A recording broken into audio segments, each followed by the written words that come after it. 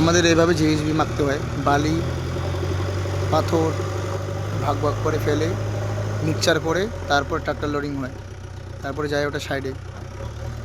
ঠিক আছে, দেখো আমরা কীভাবে জিএসবি মাখছি, দেখতে পাবে এখনই। এটা বালি ফেলছে, তারপরে আবার পাথর দেবে,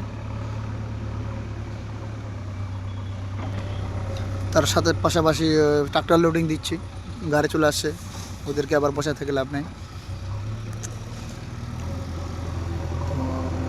লোডিং হয়ে যাবে, তারপরে মিক্সিং হবে।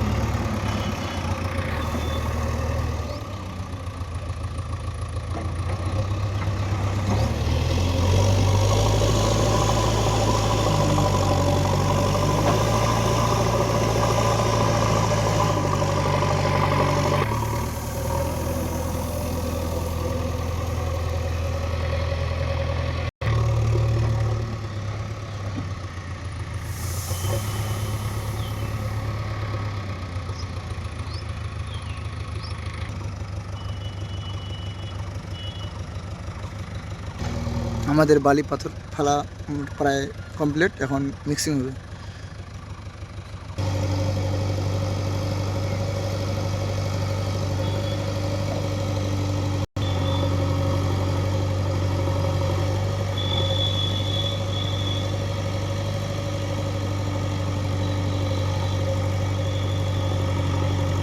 এভাবে আমাদের মিক্সিং করা হয়।